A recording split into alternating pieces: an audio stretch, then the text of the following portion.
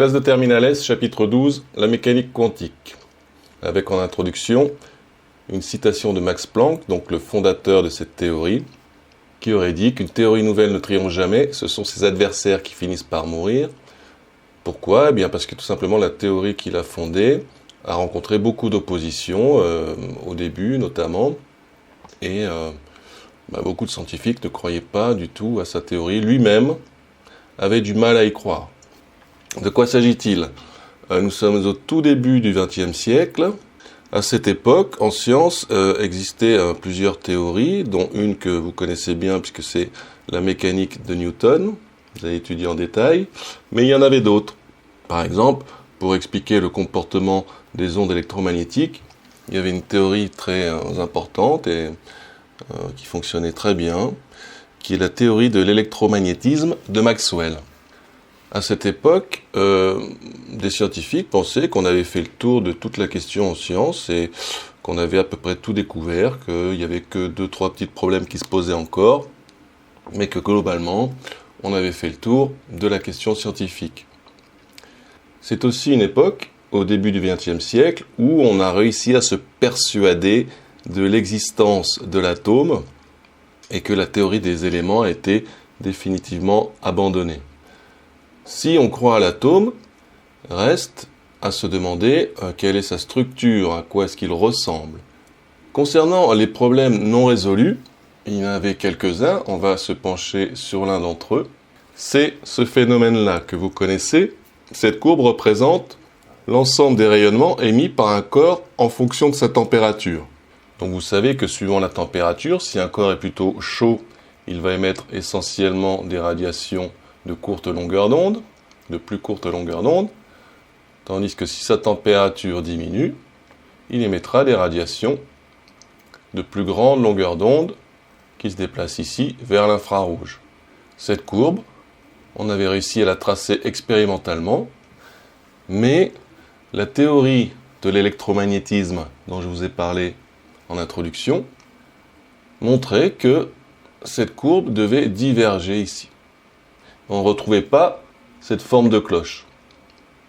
Alors un peu comme si on jetait un projectile et qu'on appliquait la mécanique de Newton et qu'au lieu de trouver une parabole, on trouvait un cercle ou une droite. C'est-à-dire que la théorie ne s'accordait pas aux résultats expérimentaux. Donc Max Planck en 1900 a réussi à fonder une théorie dont les résultats concordaient avec ces résultats expérimentaux.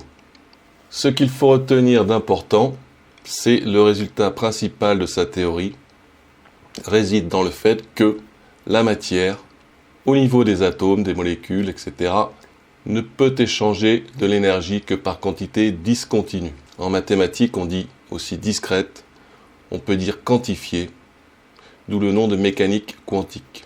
Alors, qu'est-ce que ça signifie, ceci ? Si on considère par exemple un projectile, un objet, une balle de tennis par exemple, cette balle, on peut lui communiquer toutes les énergies potentielles que l'on veut. Il suffit de la monter à une altitude voulue. Toutes les altitudes sont permises. De même, on peut lui communiquer toutes les énergies cinétiques que l'on veut. Il suffit de faire varier la vitesse de 0 à une quantité donnée. Et entre ces deux quantités de vitesse, on aura toutes les énergies cinétiques voulues possibles. De même pour l'énergie mécanique qui est la somme des deux, on peut communiquer à la balle de tennis n'importe quelle valeur d'énergie mécanique. Eh bien, il se trouve que pour un atome, c'est pas le cas. Un atome ne peut échanger avec l'extérieur que des quantités quantifiées d'énergie. Un peu comme si, pour la balle de tennis, on ne pouvait la monter qu'à des altitudes données. 100 mètres, 200 mètres, 300 mètres.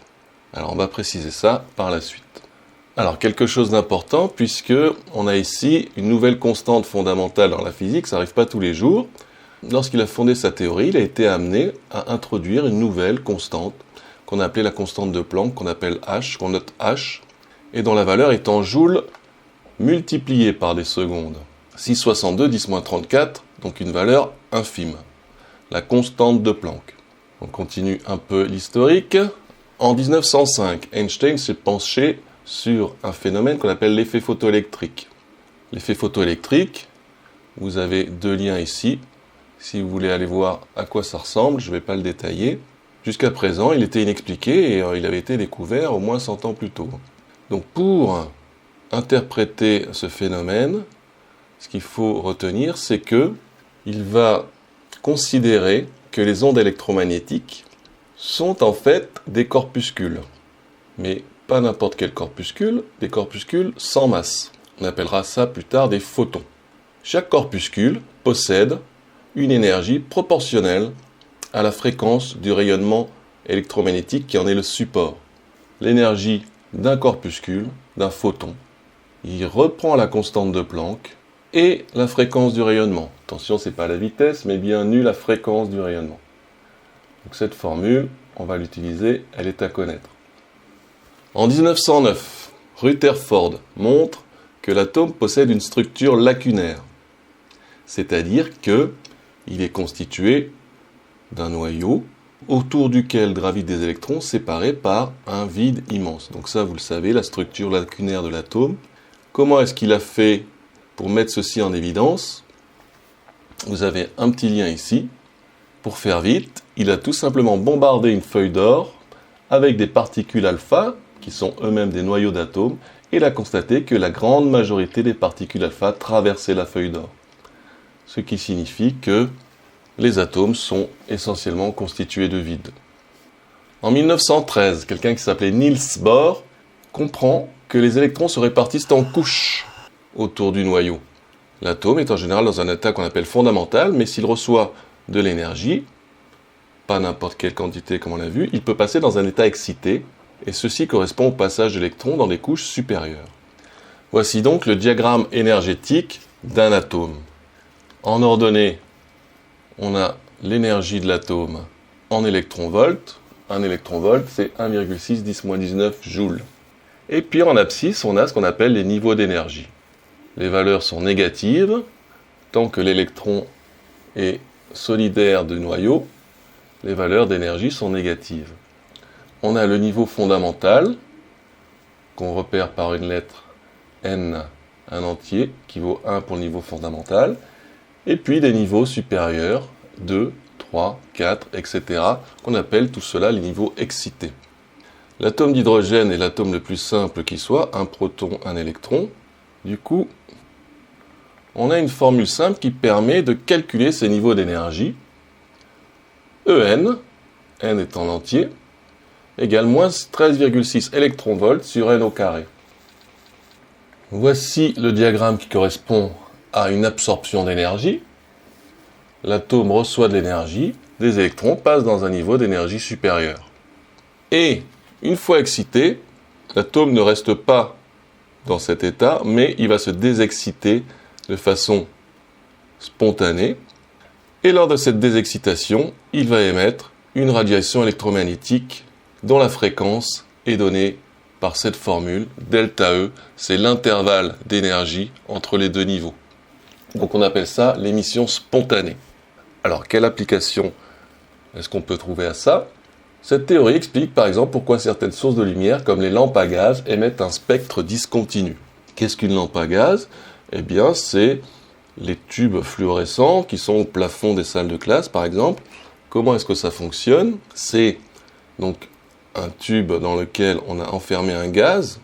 Aux bornes du tube, on impose une tension électrique. Il y a donc des électrons qui vont se déplacer dans le tube. Ces électrons vont venir frapper les atomes et les exciter. Une fois excité, l'atome retrouve son état fondamental, ou l'un de ses états excités, on va voir ça, et émet de la lumière. Ici, on a un montage où on a une telle lampe qu'on peut appeler une lampe à gaz, une petite fente pour canaliser la lumière, une lentille pour la condenser, la concentrer sur l'élément principal, un prisme ou un réseau qui décompose la lumière. On projette le spectre sur un écran et suivant l'élément chimique enfermé dans l'ampoule, on va pouvoir apparaître des raies de couleurs et de longueurs d'onde différentes. Voilà ici pour l'hydrogène, pour l'hélium, etc. Le néon. Plus il y a de protons et d'électrons, plus il y a de raies. Le fluor, etc., etc., l'oxygène. Donc en application, Donc en application, vous allez déterminer la longueur d'onde de l'arrêt d'émission de l'atome d'hydrogène correspondant à la transition entre le niveau d'énergie n égale 4 et 2. Donc je vous laisse mettre en pause la vidéo. Comment faire? On prend cette formule, on calcule 4, E2, la différence entre les deux, c'est delta E, et delta E égale H nu. On trouve nu grâce à cette formule. Correction de l'exercice d'application du cours. Nous allons voir la formule qui donne les niveaux d'énergie de l'atome d'hydrogène. On la calcule pour n égale 2, 2 au carré, moins 3,4 électronvolts. On la calcule pour n égale 4, divise par 4 au carré, c'est-à-dire 16, moins 0,85 électronvolts. La différence des deux, 2,55 électronvolts, converti en joules. 1 électronvolt vaut 1,6 10-19 joules. On en déduit la fréquence de la radiation associée, nu égale delta E sur H, soit 6,10 puissance 14 Hz. On en déduit la longueur d'onde, lambda égale C sur nu, 490 nanomètres. Donc, pour compléter, on aurait pu faire ça entre tous les niveaux, n égale 1, 3, n égale 1, 4, 1, 5, 1, 6, 2, 4, etc. Et on aurait obtenu à chaque fois des raies de longueur d'onde différentes. Alors on va évidemment pas le faire, on peut aller voir sur ce site et on a toutes les raies correspondant à toutes les transitions. À partir d'ici, là, n égale 1, n égale 2, 3, 4, etc. Nous avions fait entre 2 et 4, donc on appelle ça la série de Balmer, 2, 4, et on trouve bien 486 nanomètres. Voilà les transitions correspondantes. Et si on regarde quelles sont dans ce domaine du visible, 400-800 nanomètres à peu près. Donc ça, c'est dans le visible, ça aussi, ça aussi, ça aussi. Ça commence, bon, on peut aller jusqu'à 380. Donc la série à partir de n égale 2 est dans le visible. Et il semble bien que ce soit la seule, puisqu'à partir de n' égale 3, on a au minimum 866 nanomètres, supérieur à 800 nanomètres.